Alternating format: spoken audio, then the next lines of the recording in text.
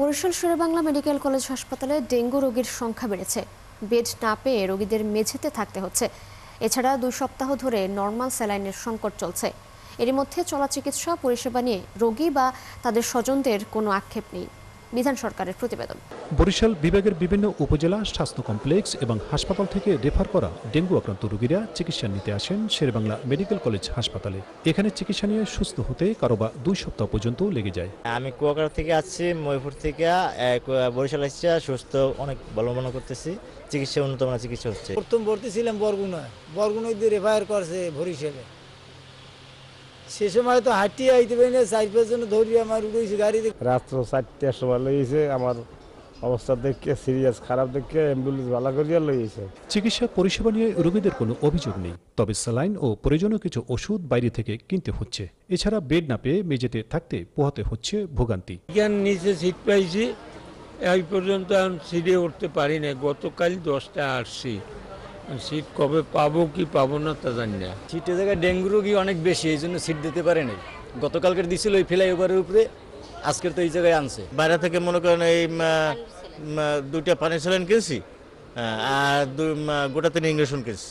2 সপ্তাহ ধরে স্যালাইন সরবরাহ না থাকায় রোগীদের দেয়া যায়নি বলে জানান কর্তব্যরত নার্স। তবে চিকিৎসকরা জানান রেফার হয়ে আসা রোগীদের পরিষেবায় কোনো কমতি হচ্ছে না। 1.5-2 সপ্তাহ ধরে আমাদের নরমাল স্যালাইনটা সাপ্লাই নেই। সিভিয়ার যে পেশেন্টগুলো সেগুলোই সাধারণত এখানে, কারণ এখানে রেফার রোগীগুলোই বেশি আসে।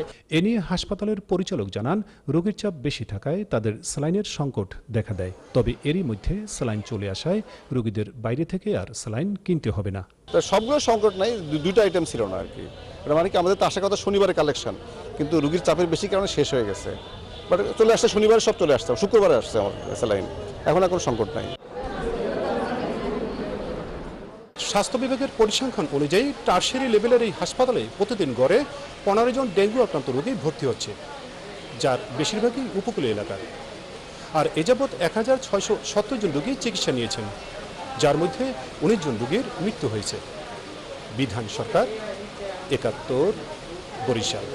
দর্শক, বরিশালের ডেঙ্গু পরিস্থিতি জানাতে যুক্ত হচ্ছেন সহকর্মী বিধান সরকার।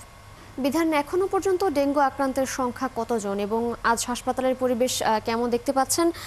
ডেঙ্গু রোগীদের চিকিৎসার বিষয়ে হাসপাতাল কর্তৃপক্ষ কি বলছে? সাথে আরও একটি বিষয় আপনি জানাবেন যে ডেঙ্গু রোধে প্রশাসন কি উদ্যোগ নিয়েছে এখনো পর্যন্ত? আপনাকে বলতে পারি আমি শেরেবাংলা চিকিৎসা মহাবিদ্যালয় হাসপাতালে এখন রয়েছি এবং আপনাকে যদি পরিসংখ্যান দিই, যে বিভাগের পরিসংখ্যানটা গেল দিন বিভাগের স্বাস্থ্য পরিচালক যে কথাটা বলছেন, যে তিনি সেখানে প্রায় 15,157 জন রোগী তারা এখন পর্যন্ত ডেঙ্গু আক্রান্ত হয়ে চিকিৎসা নিচ্ছে বরিশালের বিভিন্ন হাসপাতালে।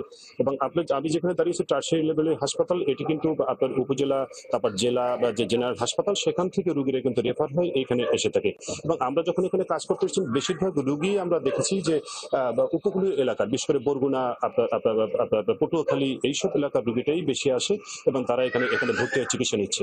এবং এখানে যে বিষয়টা আমরা ডেঙ্গু নিয়ে যে কাজ করতে গিয়ে যে বিষয়গুলো দেখছি, যে এখানে স্যালাইনের সংকট যেটা বলছেন, সেটা পরিচালক গেলদিন বলছেন যে সে স্যালাইন চলে আসছে, তবে এখন পর্যন্ত স্যালাইন এখানে সরবরাহ হলে সম্ভবত আজ থেকে রোগীরা এই স্যালাইন পাবেন না, তাদের বাইরে থেকে কিনতে হবে না। কারণ বিশেষ করে প্রথমে এই যে ডেঙ্গু রোগীদের যে স্যালাইনটা দেওয়া হয়, যে নর্মাল স্যালাইন, এটা কিন্তু তাদের খুবই প্রয়োজনীয়। এবং এটা যেহেতু ডেঙ্গু সাধারণত যে চিকিৎসা, সেটি কিন্তু আসলে ছোটখাটো যে ওষুধ দিয়ে সেই ট্রিটমেন্ট করা হয়, এবং বিশেষ করে তাদের যে নিরাপদ বা তাদের যে নিরাপদ থাকার জন্য যে বিষয়গুলো থাকে, সেগুলো কিন্তু তারা সবসময় স্বাস্থ্যবিধি মেনে চলার ক্ষেত্রে তারা কিন্তু প্রাধান্য দিয়ে থাকেন।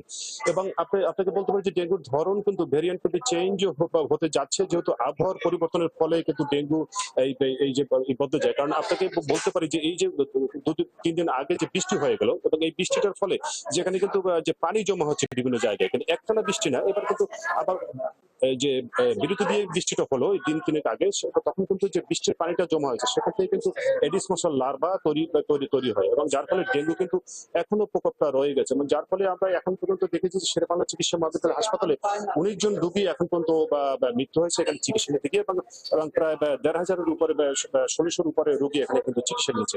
এবং এখানে প্রশাসনের কথা যদি বলি, যে বিভাগীয় স্বাস্থ্য পরিচালক তিনি বলছেন যে রিসেন্টলি তিনি একটা বৈঠক করবেন যে বিভাগীয় কমিশন ওনার সাথে, এবং যার ফলে সেই বৈঠকের মধ্য দিয়ে তারা যে মেসেজটা স্বাস্থ্য বিভাগ দিতে চান, যে মেসেজটা যে ডেঙ্গু হলে পর যে ডেঙ্গু প্রতিরোধে যেসব বিষয় করণীয় থাকবে, যে পরিষ্কার পরিচ্ছন্নতা এবং অন্যান্য যে বিষয়গুলো থাকে ডেঙ্গু বা নিরোধে বা নিয়ন্ত্রণে, সেই বিষয়গুলো নিয়ে তারা বৈঠক করবেন, এটাই তিনি বলছেন। এবং সেই বৈঠকটা অতি শীঘ্রই তিনি করবেন, এবং এই মেসেজটা আপনি মাঠ পর্যায়ে চলে গেলে পর তখন যদি ডেঙ্গু কিছুটা প্রতিরোধ হয়, তা নাহলে কিন্তু সামনে কিন্তু এই যে ডেঙ্গু কিন্তু এখন ডেঙ্গু থাকার কথা নয়, কিন্তু তারপরে কিন্তু ডেঙ্গু এখন রয়েছে।